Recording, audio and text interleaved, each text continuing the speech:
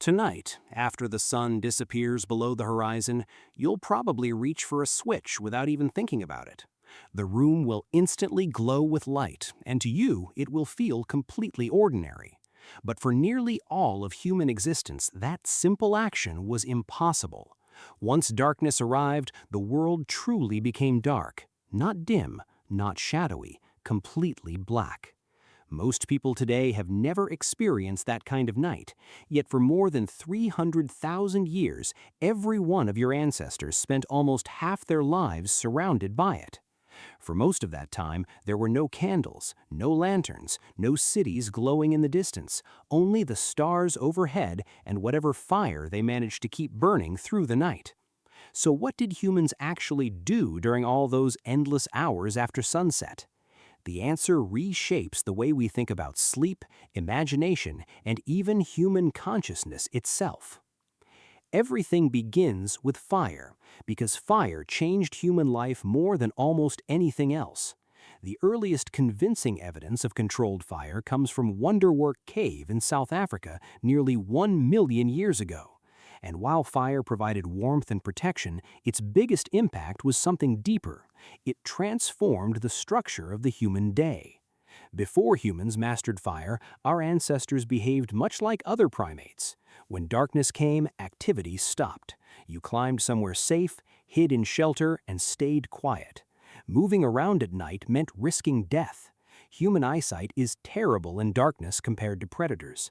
Hyenas, leopards, wolves, and other hunters moved through the night with ease. Humans did not.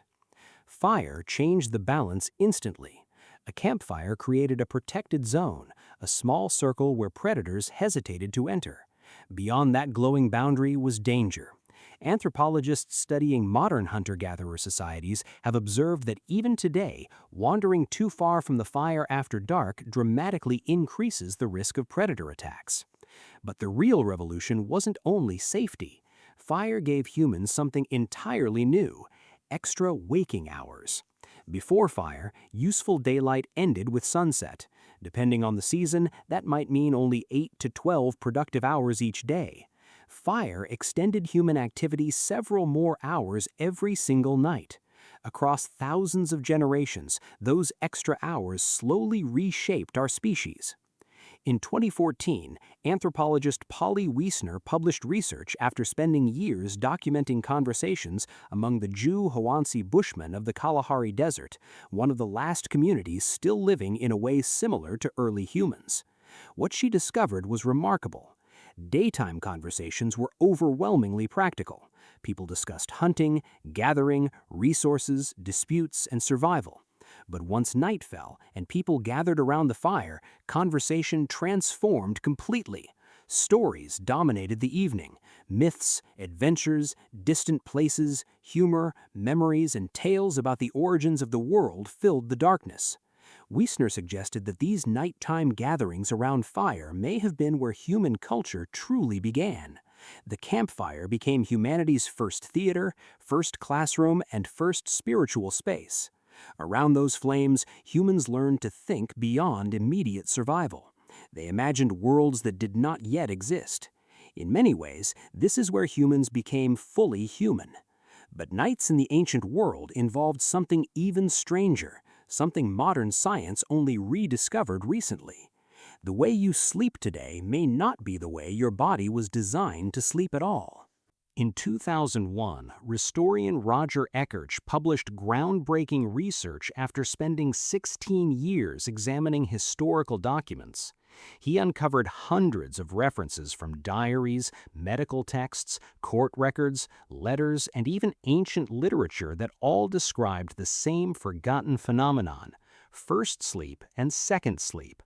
Before the industrial age, people generally did not sleep in one uninterrupted block.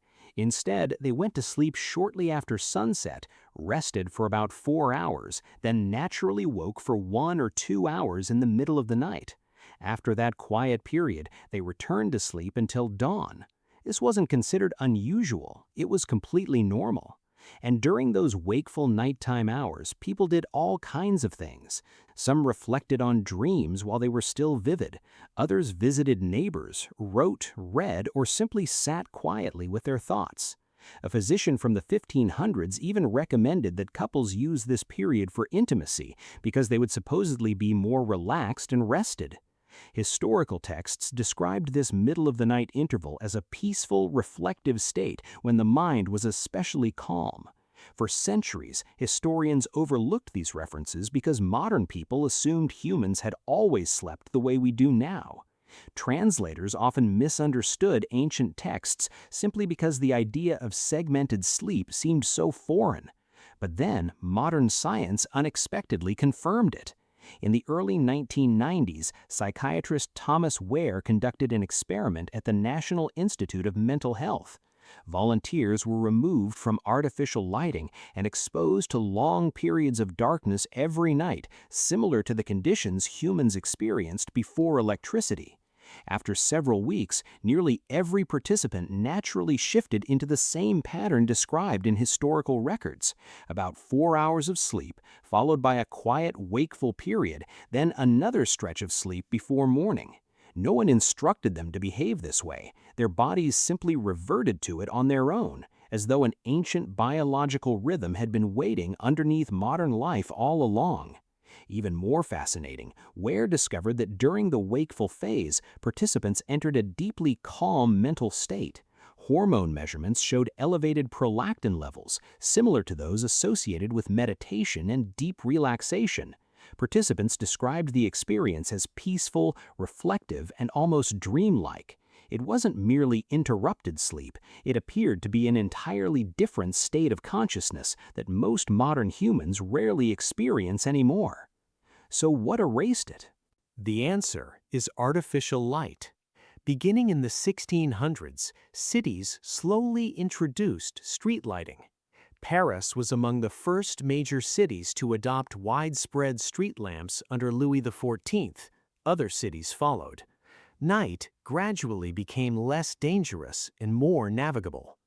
Then came cheaper candles, gas lamps, and finally electric lighting in the late 19th century after Thomas Edison helped commercialize the light bulb.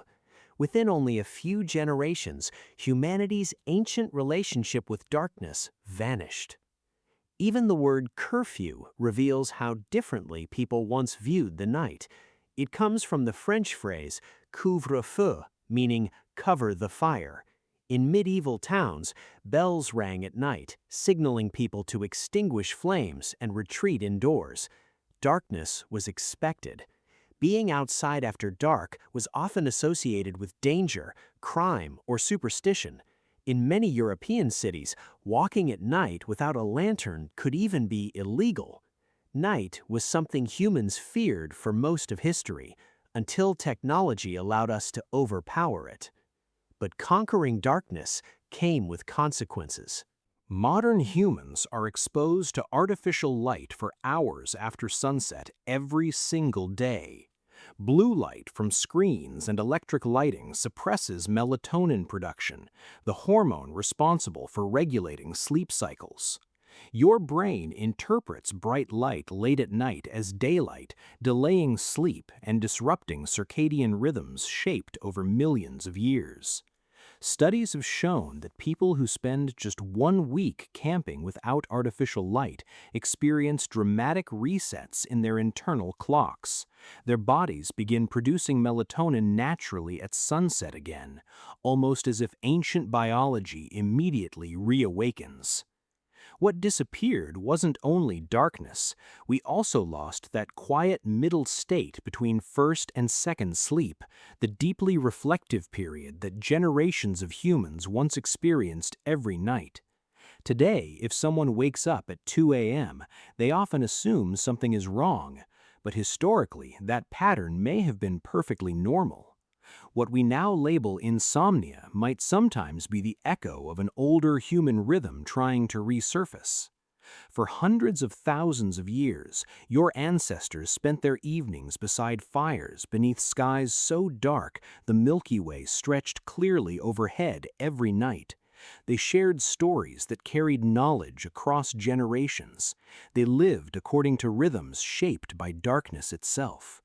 And during those silent hours between first and second sleep, they lay awake thinking about dreams, memories, fears, and the uncertain future waiting for them at dawn. Then electricity arrived, and within the span of a single century, humanity abandoned a nighttime experience that had defined us since the beginning. Most people never even realized it disappeared.